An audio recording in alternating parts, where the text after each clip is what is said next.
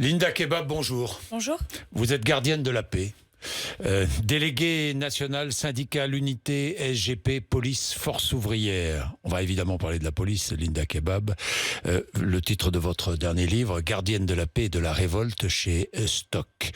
Cela fait des années que l'on crache à la figure des policiers. C'est ce que dit votre ministre de l'Intérieur, Gérald Darmanin. Mais comment être respecté, Linda Kebab, quand plusieurs policiers frappent un homme seul de 41 ans en plein cœur de Paris? Vous me posez la question de la respectabilité d'une corporation ou de personnes qui pourraient s'être rendues coupables de Deux personnes, deux policiers. Écoutez, moi qui entachent votre institution. Je vais très sincèrement avoir d'abord un mot pour cette affaire qui choque et qui met même en colère dans les rangs de la police. C'est un vaste débat et un vrai débat, d'autant plus avec les événements qui sont arrivés cette nuit. Quand on parle de cracher sur les policiers, on décrit une situation que les policiers vivent depuis 5 ans et qui malheureusement parfois a des conséquences aussi, comme cet événement, qui est exceptionnel, entendons-le bien. Néanmoins, il y a une victime derrière.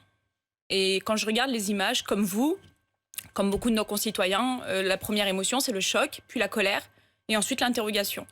Et moi, mon travail, c'est de m'interroger. Les images des policiers frappant le producteur de musique noire nous font honte. C'est ce qu'a dit Emmanuel Macron. Est-ce que ces images vous font honte ?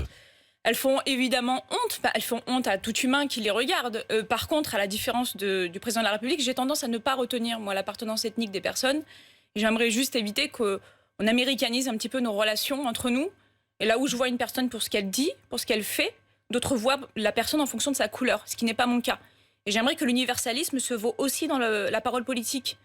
Et qu'on ne saisisse pas d'une affaire aussi grave soit-elle, pour commencer à intégrer dans nos débats et dans nos relations des faits qui sont contraires aux valeurs de notre République. Les 4 policiers impliqués dans ces violences à l'encontre de Michel Zickler, ce producteur de musique de 41 ans, ont été mis en examen et 2 des 4 policiers sont en prison. Les 4 policiers ont été mis en examen pour violence volontaire par personne dépositaire de l'autorité publique et faux en écriture publique. Comment des policiers bien notés, parce qu'ils sont bien notés, ont-ils pu en arriver là, Linda Kebab ? Écoutez, vous répondez en partie à ce que l'on crie depuis des années. Vous savez, une corporation dont on attend l'exemplarité, parce qu'on doit attendre l'exemplarité de ses forces de l'ordre, et notamment dans une démocratie, je suis désolée, mais cette exigence-là, elle se paye. Elle se paye avec un véritable soutien des forces de l'ordre, et je ne parle pas du soutien via Twitter ou des discours politiques qui sont très électoralistes.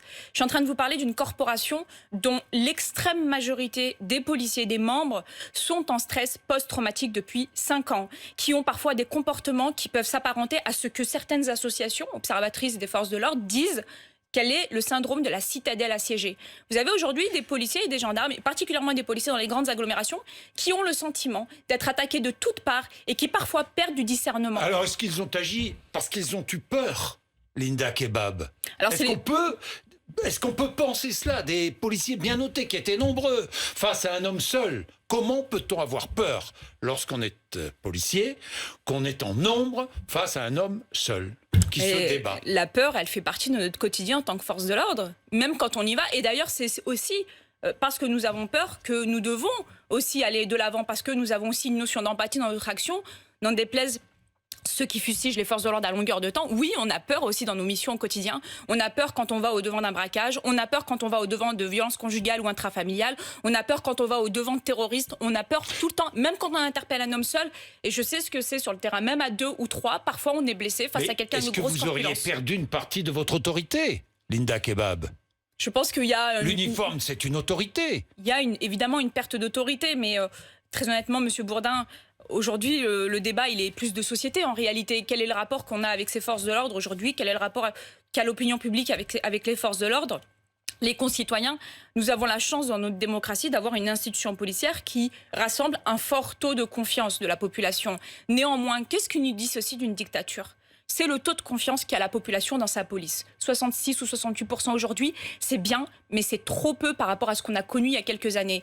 Sauf qu'aujourd'hui, ces chiffres sont manipulés aujourd'hui. Il y a des militants qui travaillent et qui travaillent très bien qui ont pignon sur l'opinion publique, qui sont des leaders d'opinion et qui travaillent à faire baisser ce chiffre progressivement pour faire en sorte que notre métier ne soit plus respecté. Et malheureusement, il y a des endroits où ça se passe. Il y a des endroits où ça se passe tous les jours. Qui sont ces militants? Notamment l'extrême gauche. L'extrême gauche qui...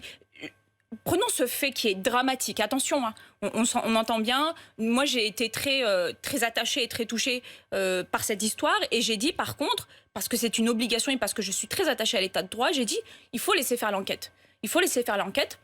Et si la justice de notre État dit qu'il y a des violences illégitimes, les policiers seront punis administrativement et judiciairement. Sur ça, il n'y a pas de débat. Sauf que cette affaire qui nous met tous en émoi, on l'a bien vu, dont on parle 4 jours après, pourquoi est-ce qu'elle nous met en émoi, M. Bourdin? Parce qu'elle n'est pas banale, parce qu'elle n'est pas régulière, parce qu'on ne s'y fait pas, parce qu'elle est exceptionnelle. Parce que dans notre état de droit, on a une police qui parfois peut être défaillante, comme d'autres professions peuvent l'être également. Sauf que d'un fait aussi grave et dramatique soit-il, on en fait finalement une banalité, voire même on dit que c'est systémique. Et aujourd'hui, on a des militants qui laissent croire à l'opinion publique que la police agit comme ça tous les jours. Sauf que depuis que nous avons commencé notre propos, il y a une intervention de police toutes les 10 secondes en France. Et là, depuis qu'on a commencé notre propos, des policiers ont sauvé une femme de violence conjugale, un enfant de violence intrafamiliale, une jeune fille dans le RER d'agression sexuelle. Ils ont porté un soutien à une famille dont un membre peut-être vient d'être victime d'un accident mortel de la circulation. Et ça, c'est notre quotidien. Et si vraiment c'était systémique, ces 3 millions d'interventions... Donc ça ajoute l'incompréhension du geste de ces policiers. Mais bien sûr que ça ajoute... Du comportement de ces policiers, Linda Kebab. Ça ajoute l'incompréhension. Des policiers aguerris. Bien sûr, ça ajoute l'incompréhension à ceux qui ne connaissent pas notre fonctionnement. Sauf que moi, je suis syndicaliste. Et depuis des années, avec notre organisation syndicale, nous tirons la sonnette d'alarme. Est-ce que l'on accepterait dans notre pays d'avoir par exemple des forces d'intervention de type RAID sans avoir conscience qu'il faut que tous les jours ces policiers soient extrêmement bien formés et entraînés? Eh bien la police du quotidien c'est la même chose. Vous savez, on a des policiers aujourd'hui. La formation initiale, bof. La formation continue, bof. Le suivi médical, zéro. Le suivi psychologique, on n'en parle même pas. Les commissions hygiène et sécurité, ça n'existe pas. Je suis pas en train de dire qu'attention, ça excuse. Parce que rien ne doit jamais excuser la commission d'un délit ou d'un crime. Oui, parce qu'habituellement ce sont les voyous. Pardon. Jamais mais actuellement ce sont les voyous qui frappent sans raison. Habituellement. Non, mais je suis tout à fait d'accord avec vous. Bon. Je suis tout à fait d'accord avec vous. La question, elle n'est pas là. La question, elle est une fois qu'on a traité cette affaire.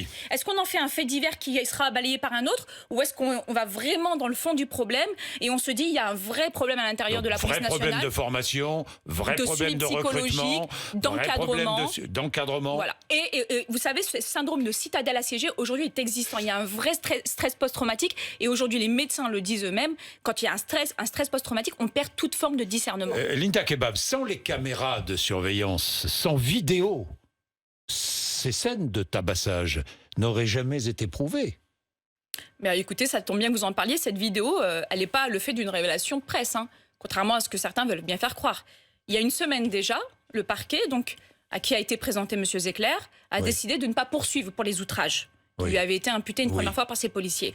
Et de suite a été ouverte une enquête pour violence volontaire par agent de la force publique. Et c'est à ce moment-là que la vidéo, par le biais de l'officier de police judiciaire, a été portée à la justice, qui, dès ce moment-là, a décidé de traiter l'affaire.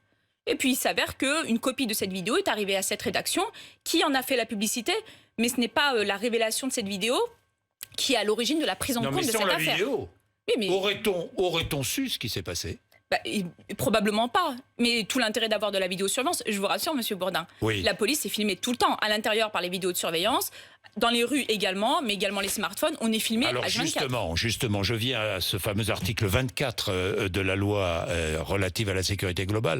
Vous êtes à l'origine de cet article, c'est vrai, Linda Kebab? Oui, il y a un an, j'ai fait entrer dans le Parlement un débat sur le sujet et la soustraction des visages des policiers à la haine, parce qu'aujourd'hui, nos visages sont jetés sur une espèce de paillasson haineux. Nous n'avons aucun droit à l'image, contrairement à l'ensemble de la population. Et de ce fait, beaucoup font du cop-watching sur notre dos. Du cop-watching? Oui, bien sûr. En fait, ça consiste... On souffre aujourd'hui d'un vide juridique en France que peu de personnes maîtrisent, et je vais essayer de vous expliquer ça en 20 secondes. Quand vous publiez la photo d'une personne lambda, elle a ce droit à l'image qui lui permet de faire effacer cette vidéo ou image qui vient cadrer sur son visage et qui donc permet son identification. C'est le droit à l'image. Étant agent de l'État, nous n'avons pas ce droit à l'image. C'est la loi de 2008 qui le prévoit. Soit. Ceci dit, la publication de ces images, donc de visages de policiers, elle fait souvent l'objet d'une action qui s'appelle le cop-watching. Ça consiste à publier la photo d'un policier ou la vidéo du visage en demandant des informations qui ne sont pas d'ordre privé, Sauf que, en tout cas, on joue avec la loi. C'est-à-dire qu'on donne le service, peut-être la plaque d'immatriculation de la voiture, à quelle heure il finit son service, dans quelle école sont les enfants. Résultat, on n'a pas du tout de commission d'infraction. Enfin, il n'y a pas de commission d'infraction dans ce type de publication. C'est-à-dire qu'il n'y a pas d'outrage, il n'y a pas d'injure, il n'y a pas de menace, puisqu'il n'y a pas de menace ou de commentaires menaçants qui accompagnent, il n'y a pas d'incitation au meurtre ou à la violence. Sauf que la publication de cette vidéo ou de ces images dans ces conditions, elles vont forcément en provoquer. C'est le principe du cop-watching, avec des personnes qui vont récupérer ces photos et ces informations pour s'en servir contre des policiers. Et toutes les semaines, Monsieur Bourdin, nous sommes amenés à faire déménager en urgence des policiers qui sont reconnus par leurs voisins parce qu'ils ont vu la vidéo ou la photo sur Facebook et qui sont attaqués pas pour ce qu'ils font, mais Donc pour la seule raison qu'ils sont policiers. Donc, si j'ai bien compris, ce texte est un cadeau fait au syndicat de policiers. Un cadeau non, parce que si ça avait été un cadeau, on n'aurait pas autant bataillé pour la faire accepter. C'est à votre demande. J'imagine que vous ne demandez pas la suppression de cet article. Évidemment que non. Après que les parlementaires, et notamment le Sénat, parlent de la réécrire pour garantir la liberté de la presse, nous l'entendons tout à fait. Mais d'ailleurs, à ce sujet, je ne comprends pas les débats actuels. Pourquoi ? Je suis désolée, ils sont dramatiques, mais quand on a une manifestation comme celle de samedi, avec des dizaines de policiers qui ont été gravement blessés, ceci dit, pour cela, personne n'a mal à sa France. Je veux juste rappeler qu'il y a 20 policiers qui, tous les jours, sont tabassés en toute impunité, sans que ça n'émeut personne. Mais bon, soit. En passant, nous sommes là pour ça, il paraît. Donc samedi, on a une manifestation qui est relativement violente, avec de la casse, qui part de quoi ? Qui part d'une lecture erronée et mensongère de cet article 24. Pourquoi, Monsieur Bourdin ? Et permettez-moi juste une minute. L'article 24 dit « sans préjudice du droit d'informer », et donc du coup, on ne porte pas atteinte à la liberté de la presse. L'article 24 sanctionne la diffusion de l'image du visage dans le but manifeste qu'il soit porté atteinte à son intégrité, à l'intégrité d'un policier ou d'un gendarme. Je pense que les faits sont clairs. On ne parle pas de captage, on ne parle pas de filmer, on ne parle pas d'informer, on parle du fait de diffuser, uniquement de diffuser, dans le but manifeste de porter atteinte. Sauf que, je suis désolée, il y a une lecture mensongère, erronée, politique, militante, et je suis désolée, mais aussi de syndicats de journalistes, et voire même de certains journalistes, qui jouent le jeu de l'extrême gauche et qui font croire que cet article 24 est liberticide et porte atteinte à la liberté de filmer l'action de police, ce contre lequel on ne peut rien faire dans une démocratie. Et d'ailleurs, à ce titre, Monsieur Bourdin, et vous me direz ce que vous en pensez. Une fois que je vous ai fait la lecture de cet article, je vais vous faire écoutez une bande-son qui dure 10 secondes, qui a été publiée non pas sur un site d'extrême gauche, mais sur un média mainstream, à 1 heure de grande écoute samedi, quelques secondes après qu'on ait constaté qu'un policier a été lynché. Et j'aimerais juste qu'on écoute ce qui se dit à ce moment-là. Crispation. L'article 24 du projet de loi sécurité globale, il prévoit de restreindre la possibilité de filmer les forces de l'ordre. Un article liberticide. Alors je ne sais pas si on a entendu, j'espère. Il prévoit de restreindre la liberté de filmer les forces de l'ordre, un article liberticide. Vous pensez que ça vient de Démosphère ou d'un site d'extrême gauche, Monsieur Bourdin ? Vous savez quelle chaîne d'information a publié cette phrase mensongère ? C'est-à-dire que c'est un reportage qui a été écrit, enregistré, publié, avec des journalistes en plateau qui l'ont entendu et qui n'ont pas contredit, sur BFM TV, Monsieur Bourdin, samedi soir à 21h. J'ai été choquée et estomaquée lorsque cette capture m'a été envoyée. Est-ce que grâce à cette loi, écoutez-moi bien, est-ce que grâce à cette loi, un policier ou un gendarme sera mieux protégé ? Franchement. La protection fonctionnelle aujourd'hui est défaillante, Monsieur Bourdin. Entendons-le bien. Je fais moi-même l'objet de menaces très régulières, pas de protection fonctionnelle. Dans l'absolu, c'est pas grave. Je me suis engagée syndicalement, je le paye vis-à-vis de ma hiérarchie, de mon administration et de l'autorité politique, j'accepte. En revanche, que mes collègues le subissent et qu'il faille quotidiennement faire déménager des collègues, que l'on engage des frais judiciaires, des frais d'avocat, parce qu'il n'y a pas de prise en charge, que des publications par centaines sont présentes sur les réseaux sociaux, sans que l'administration ne fasse la démarche de les effacer, que dans les quartiers, on subisse des violences quotidiennement. Vous-même, vous êtes insulté. Vous-même, vous êtes insulté. J'ai vu des tags vous concernant. Je vois que vous êtes bien informé. Oui. À Bordeaux, c'est cela ? C'est ça, oui. À Bordeaux, que disent ces tags ? Un jeu de mots avec mon nom et en tout cas moins de Linda. Il s'avère que depuis quelques jours... Protégé ? Vous êtes sous protection ? Aucune protection et je pense que mon ministère se fiche complètement. Comme je vous dis, mon engagement syndical, je le paye. Linda Kebab, j'y reviens tout de même. Imaginons une manifestation, imaginons des policiers qui frappent des manifestants et qui outrepassent leurs droits, qui violent la loi. Ils sont filmés. Il est normal de diffuser les images. C'est de l'information. C'est la démocratie. Normal. C'est tout à fait normal. Bon. C'est la démocratie, Monsieur Bourdin. Alors, est-ce que cet article empêcherait la diffusion de ces images ? Pas du tout. Et pourquoi ? Pas du tout, Monsieur Bourdin. Et pourquoi ? Parce que sans préjudice du droit d'informer. C'est ainsi que commence l'article 24. Et c'est important que l'opinion comprenne qu'elle est manipulée, qu'elle est manipulée par des personnes qui idéologiquement trafiquent le texte, en sachant pertinemment que la plupart des Français n'iront pas regarder dans le détail, et en disant à la population, vous n'aurez plus le droit de filmer la police, ce qui est faux dans une démocratie, on ne peut pas s'y opposer. Linda Kebab, il y a eu des violences samedi à Paris et ailleurs, lors des manifestations, la marche des libertés, des violences de tous côtés d'ailleurs, et il y a eu des black blocs. Alors il y a une chose que je ne comprends pas, c'est cette impunité, forme d'impunité des black blocs. Identifiés, est-ce que ces black blocs sont identifiés par les services de police à l'entrée des manifestations, oui ou non? Alors les black blocs sont... je veux saluer le travail de mes collègues de renseignement qui les ont identifiés, qui les connaissent très bien. Donc ils sont identifiés, ils sont connus. Ouais, alors on a le témoignage encore de samedi de collègues qui disent les black blocs sont arrivés, enfilent la capuche, décèlent les pavés, s'installent... Mais alors qui les laisse entrer? Demandez au donneur d'ordre, monsieur Bourdin. La hiérarchie demandez à mon les laisse employeur. entrer. Linda Kebab. Il y a un an, j'avais dénoncé le fait que l'on pouvait, par le moyen, par le biais du code de procédure pénale, et notamment la vérification d'identité, éviter ou en tout cas limiter l'intégration des black blocs dans les cortèges. Ça m'a valu une menace d'enquête IGPN. Après, monsieur Bourdin, il faut être honnête aussi. Non mais attendez, attendez, là je comprends plus rien. Ces black blocs sont identifiés, on sait qu'ils vont casser, on sait qu'ils vont frapper des policiers, les blesser, on les laisse entrer dans les manifestations. J'y viens.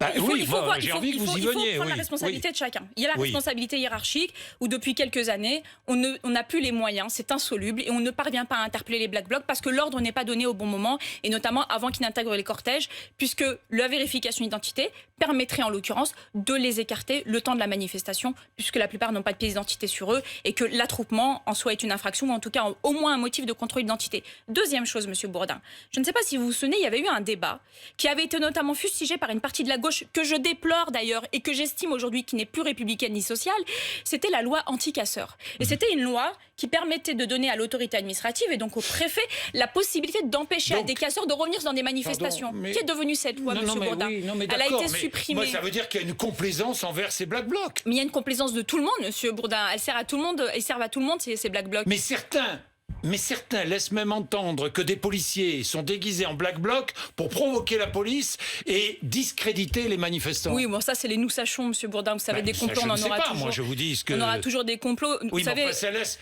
Pardonnez-moi. On laisse entrer les black blocs dans les manifestations. Ça laisse vivre ces rumeurs. Mais je l'entends tout à fait.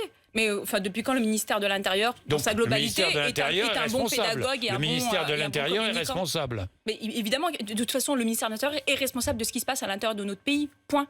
Moi, je suis syndicaliste. Moi, je suis là à travailler pour les conditions de travail et la qualité de vie professionnelle des travailleurs que sont les policiers. J'aimerais juste aussi rappeler la responsabilité de chacun et des acteurs publics et des politiques. Samedi, on a aussi des membres, par exemple, de la mairie de Paris, des adjoints de Madame Hidalgo qui étaient présents dans le cortège. Vous savez, je vais vous donner une information, monsieur Bourdin, que les services de renseignement avaient. Il s'avère que les anarchistes allaient leur demander des comptes. Et vous savez que quand les anarchistes vous demandent des comptes, en général, le dialogue, c'est pas leur fort. Et ben, vous savez, grâce à qui les manifestants ont pu manifester sans que ces mêmes anarchistes aillent leur demander des comptes, grâce au CRS, aux gendarmes mobiles et aux compagnies d'intervention. C'est ça le rôle des forces mobiles, c'est de permettre aux gens de manifester en sécurité. Et j'aimerais qu'on les remercie, et j'aimerais que les gens qui crient à longueur de journée, qui les détestent, puissent les remercier d'avoir pu le faire en toute sécurité samedi dans les rues de Paris. Est-ce qu'aujourd'hui vous êtes un peu les boucs émissaires, vous les policiers et les gendarmes ? Je vous disais en début de propos que ce qui dissocie une démocratie et une dictature, c'est la confiance qu'a la population dans sa police. Le jour où on passera sous les 50%, c'est-à-dire le jour où la population n'aura plus confiance dans la police, qu'elle n'aura plus conscience de l'empathie, de l'engagement des policiers au quotidien pour la protection, nous aurons donc donné le sentiment à l'opinion publique d'être dans une dictature, puisqu'elle craindra la police non plus pour les bonnes raisons, c'est-à-dire en tout cas comme les délinquants devraient la craindre, mais en tout cas elle craindra la police alors que son rôle est de protéger la population. Donc oui, évidemment qu'on est bouc émissaire. Pourquoi ? Parce que quand vous voulez déstabiliser un gouvernement, quel qu'il soit, qu'il s'agisse du gouvernement de M. Macron, de M. Hollande, de M. Sarkozy, de M. Chirac, on s'en fout du président qui à ce moment-là est en poste. Qu'est-ce que vous faites ? Vous attaquez pas par les soignants, vous attaquez pas par les professeurs, même si parfois il y a des actes qui sont répréhensibles, vous attaquez uniquement par les forces de l'ordre. Et vous faites d'une affaire aussi dramatique et grave que celle de jeudi, qui a été révélée jeudi, vous en faites une banalité. Bien sûr, c'est à juste titre. On le fait à juste titre. Le but est de manipuler l'opinion publique, le but est de faire croire que la police en France est violente et raciste, qu'elle est systémiquement raciste et contre la population. Et malheureusement, beaucoup de personnes tombent dans le panneau. Preuve en est, samedi soir, quand j'ai parlé des blessures de mon mon collègue, j'ai un collègue qui a été gravement lynché, eh ben on s'est pris des centaines, des milliers de commentaires haineux et insultants de gens, de citoyens lambda qui s'en satisfaisaient. Et je trouve ça tellement dramatique, en fait, aujourd'hui, que les Français soient renvoyés dos à dos et qu'à chaque question politique, à chaque question sociale, on envoie finalement les policiers régler des problèmes qui ne sont pas les leurs. Merci Linda Kebab. Il est 8h54. Vous êtes sur RMC et BFM TV.